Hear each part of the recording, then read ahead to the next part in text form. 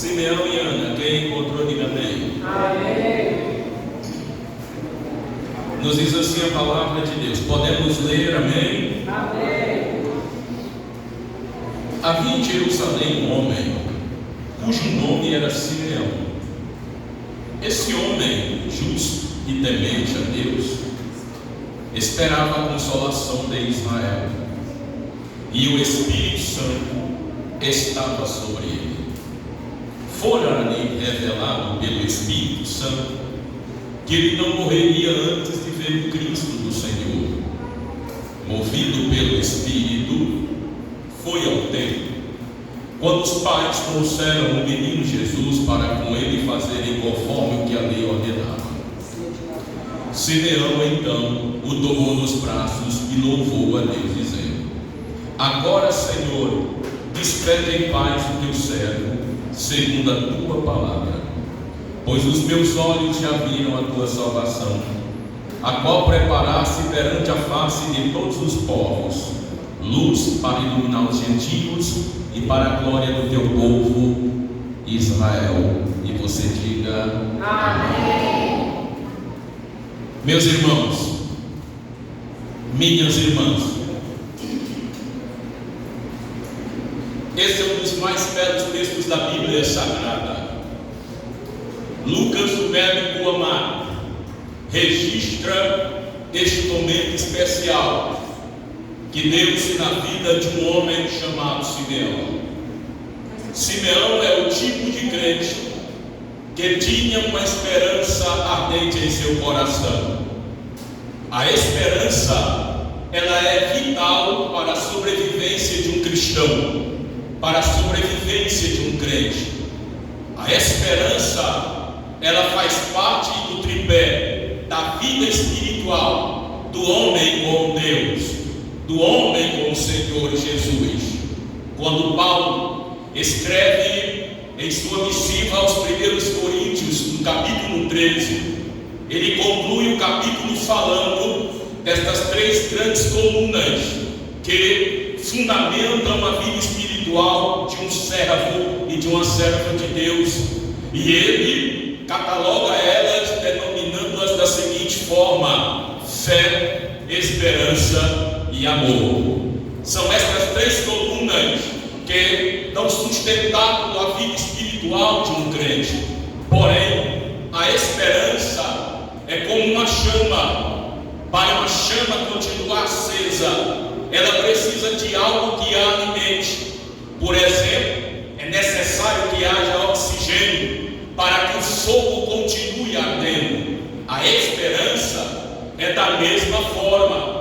Para ela existir, para ela estar ativa, é necessário que algo a alimente, que algo dê à esperança a razão de existir. E o que alimenta a esperança, o que dá força à esperança, o que faz a esperança subsistir, é as promessas que Deus nos faz. É as promessas de Deus que alimenta a chama da esperança. É por isso que o crente, acima de tudo, deve depositar a sua esperança em Deus e em seu maravilhoso poder, porque somente Deus pode satisfazer a necessidade da esperança que há em seu coração.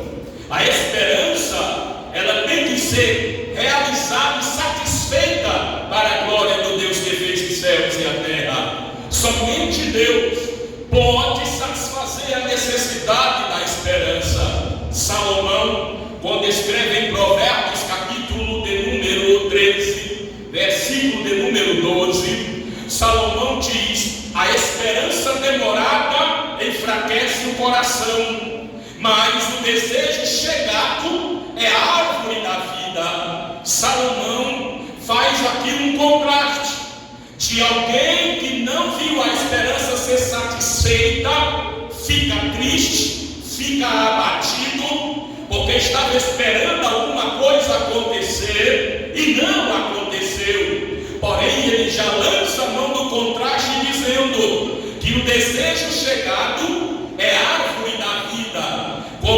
esperança é satisfeita por Deus, o crente se alegra, o crente se fortalece, o crente sente a alegria em servir o Deus que fez os céus e a terra. Nós, como crentes, entendemos que são as promessas de Deus que nos dão esperança para um amanhã feliz e mais melhor. Temos que ressaltar que as promessas de Deus alimentam a chama da nossa esperança. Baseado nesta verdade, quando Moisés escreve em Números 23 e 19, ele diz: Deus não é homem para que minta, nem filho do homem para que se arrependa. Porventura diria ele não faria, ou falaria ele não cumpriria? Este é o Deus que nos fez grandes promessas. Este é o Deus que nos promete e cumpre para a glória do nome dele. Deus não é o homem que é limitado, Deus não é o homem que é falho, Deus não é o homem que perece, Deus não é o homem que tropeça, Deus não é o homem que fracassa. Deus é o Deus que fez os céus e a terra, e quando ele promete, ele cumpre para a glória de seu santo, bendito e eterno nome. Louvado seja Deus. Eu não sei o que foi que Deus te prometeu, mas eu quero lhe dizer: seja como Simeão. Simeão esperou o cumprimento de uma promessa na vida dele, e Simeão é o protótipo de crente que tem promessas de Deus e está esperando para que elas aconteçam. Porém, Simeão não só é o exemplo de crente que espera o cumprimento das promessas de Deus, como também tem as qualidades que todo crente deve ter para poder vivenciar o cumprimento das promessas de Deus em sua vida. Ele tinha pelo menos 4 grandes promessas, 4 grandes qualidades. Ele era justo, ele era temente, ele sabia esperar e ele era cheio do Espírito Santo. Quando se fala da qualidade de um homem ser justo, nós estamos falando de algo que é pertinente a todo crente. Todo crente, ele tem que ser justo. É bom ressaltarmos isto aqui. O servo de Deus que espera o cumprimento das promessas de Deus para a sua vida deve ser justo. A palavra justo vem do latim justus ou reto, que significa aquele que respeita leis, aquele que respeita regras, aquele que respeita princípios. O homem justo é aquele que anda pautado pela lei, é aquele que não quebra princípios, que não frauda leis, que não quebra leis. E o crente, ele deve ser um exemplo de homem e mulher justo e justa, porque, meus irmãos e minhas irmãs, nós somos servos de Deus e servas do Senhor que fez os céus e a terra. Temos promessas da parte de Deus, mas para vivê-las temos que ser justos em nossa forma de andar, em nossa forma de viver, em nossa forma de falar, em nossa forma de tratar. Porque quando lemos a Bíblia, nós aprendemos uma verdade no Salmo 101, versículo de número 2, segundo está escrito na versão nova Almeida, na nova versão internacional, que diz: seguirei o caminho da integridade quando virás ao meu encontro. Em minha casa viverei de coração íntegro. 2 verdades aqui. A primeira é que devemos ser íntegros por onde nós andamos, por onde nós passamos. Devemos ser justos aonde nós chegamos. Porém, essa integridade que é revelada, essa justiça que é estampada por nossas obras, ela não pode ser pertinente a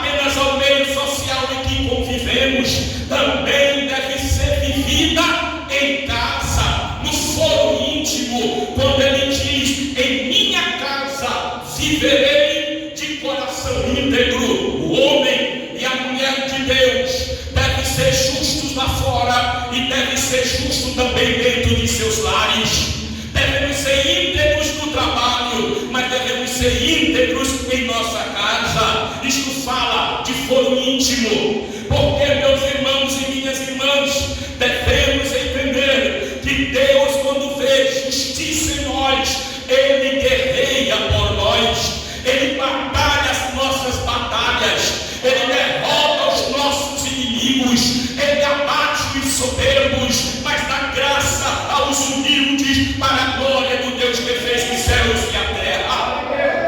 O profeta Daniel era um homem justo em seus tempos. Quando lemos em Daniel 6:3, que está escrito: então mesmo Daniel se distinguiu desses príncipes e presidentes, porque nele havia um espírito excelente, e o rei pensava constituí-lo sobre todo o reino. Louvado seja Deus! O homem íntegro, o homem justo, ele galga posições de forma santa, de forma temente. Para alguém subir no ministério, ele não precisa querer puxar o tapete de ninguém. Para alguém subir em uma empresa, ele não precisa puxar o tapete de ninguém. Para alguém prosperar nesta vida, ele não precisa agir de forma ilícita, concordando com injustiças, concordando com quebra de princípios, concordando com parâmetros que não são na Bíblia. Daniel, ele era um homem íntegro, ele não abria mão da fé dele, nem que isso custasse a vida dele, porque quando Dário assinou o decreto dizendo que ninguém podia orar a não ser se falasse com Dário, Daniel não ligou e foi orar do mesmo jeito. Temos que ser justos, temos que ser seguros em nossa crença, em nossa fé, em nosso Deus. Eu digo isto, eu conheço um amigo, um pastor da Bahia, ele tem ônibus, ele vive de fazer frete, e um dia uma dona de terreiro de Ubanda procurou ele e disse: olha, eu quero fretar teu carro para levar nós ao Vale do Amanhecer, na região do Recôncavo Baiano, perto de Cruz das Almas. Ele disse: eu não levo ninguém para terreiro de macumba, meu carro é abençoado, meu carro não leva ninguém para essas festas do diabo. Mas tem crente que levaria, tem crente que concordaria. Afinal de contas, é para ganhar dinheiro, é para suprir uma necessidade.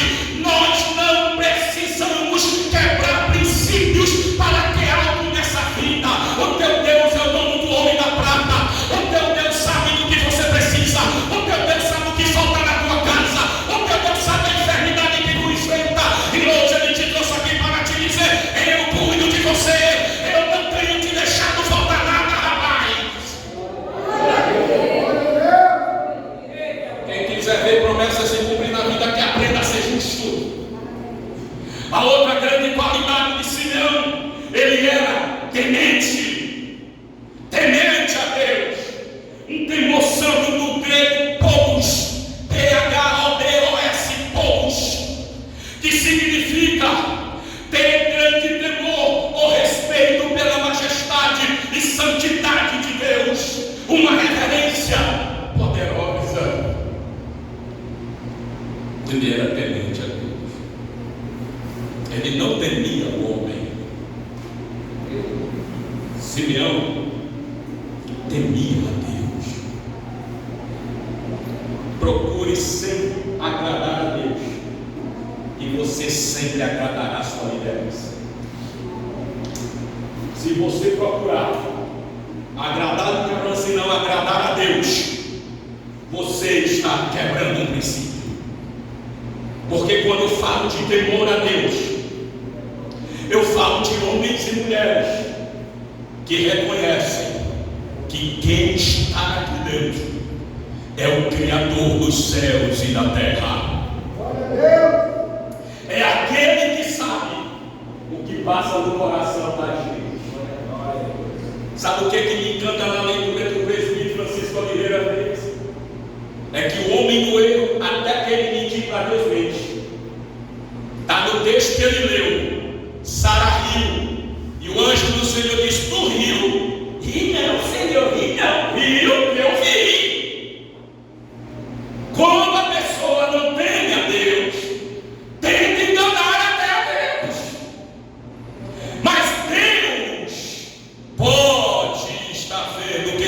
passa no meu coração agora, como Ele está vendo agora.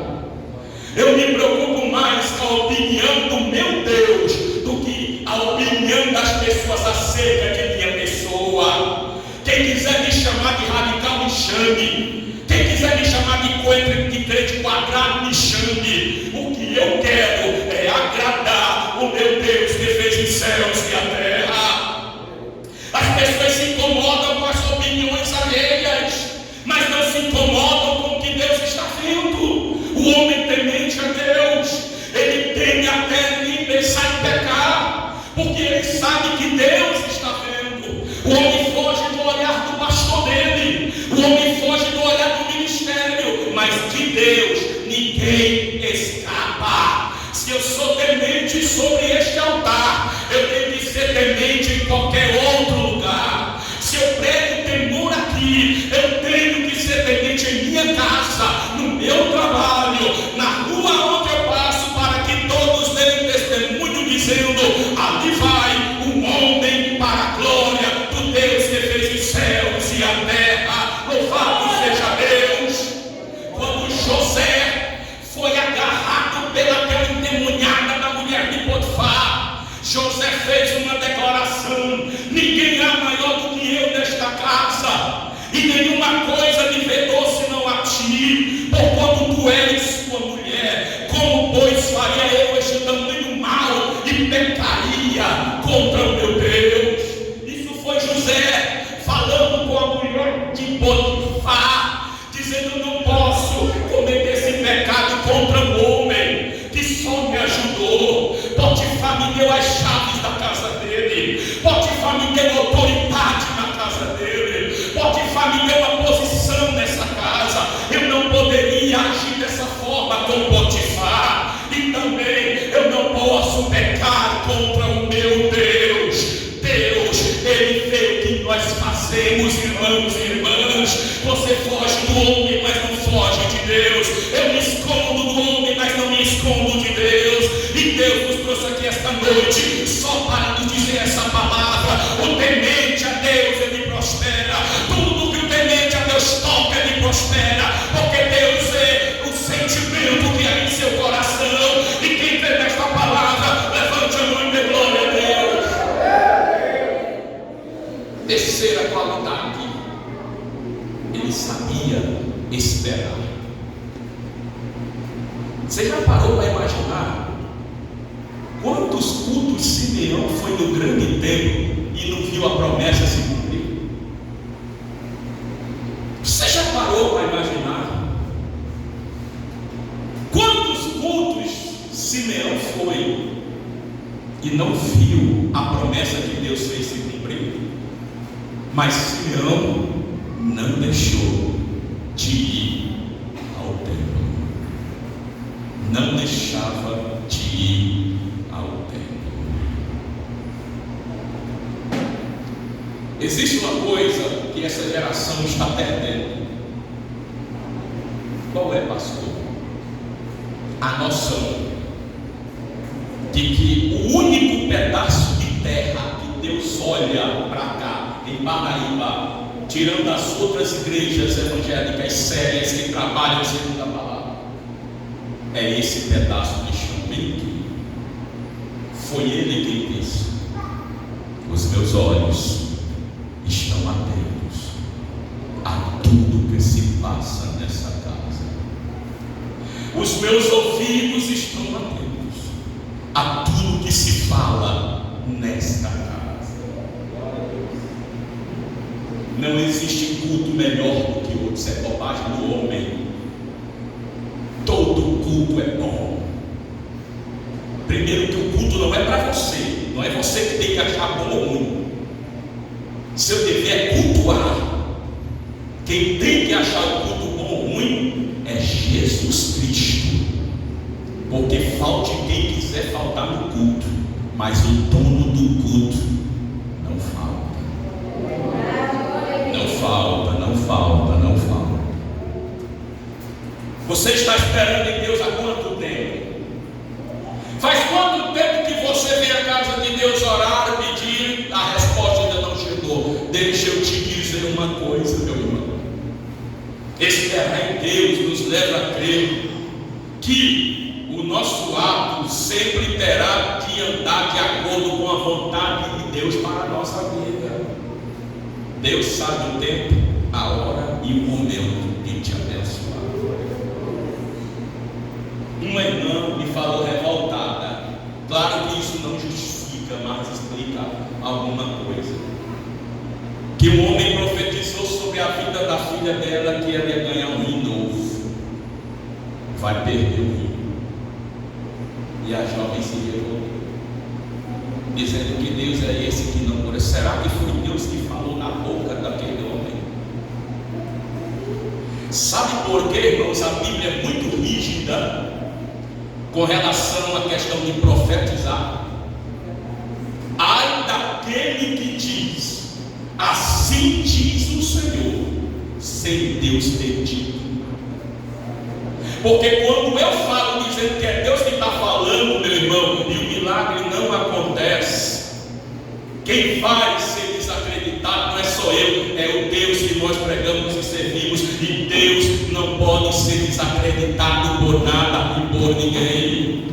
Nós temos que aprender a esperar o tempo de Deus.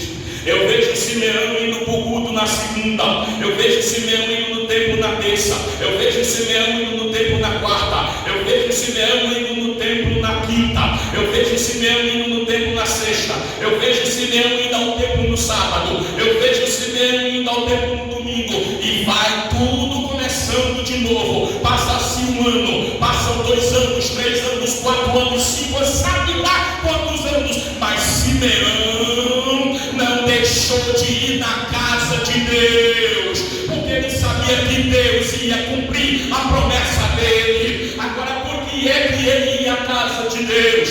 Porque quando ele estava ansioso, esperando, ele ouvia um hino que tocava no coração dele e tirava a ansiedade de cena. Sabe por que ele ia à casa de Deus? Porque ele ouvia uma mensagem como a que nós já ouvimos aqui e a que você está ouvindo agora, que vai fortalecer seu coração, vai te preparar para andar mais 40 noites e 40 dias, e Deus é um milagre para a sua vida. Ele me fez essa promessa e Ele é fiel para cumprir, Ele é fiel para cumprir, Ele é fiel para cumprir a promessa dele, meu irmão. E a última vez para acabar, ele era cheio do Espírito Santo. Olha, deixa eu dizer uma coisa para vocês.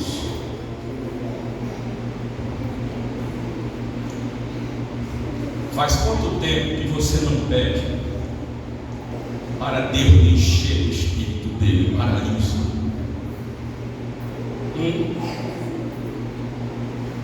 A necessidade que nós enfrentamos, a hora enquanto nos ofusca, cria ruídos.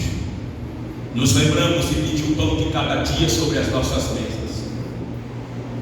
Nos lembramos de pedir a Deus o vestuário. Nos lembramos de pedir a Deus o que comer, o que calçar e o que vestir. E nos esquecemos do principal, que é ter o Espírito Santo trabalhando em nossos corações.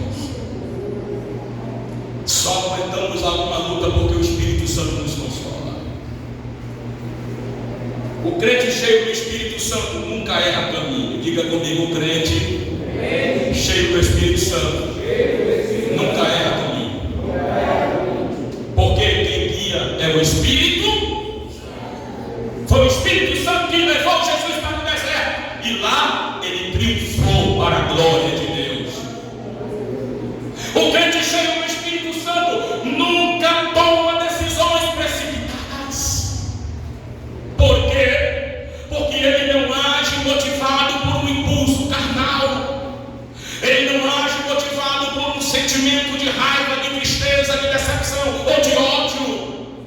Ele age fundamentado sempre na vontade do Espírito Santo para a vida dele. Por isso que Gálatas 5,16 diz: andai em espírito, e não cumprireis as concupiscências da carne. Quem anda segundo o Espírito Santo, ele não toma decisões precipitadas.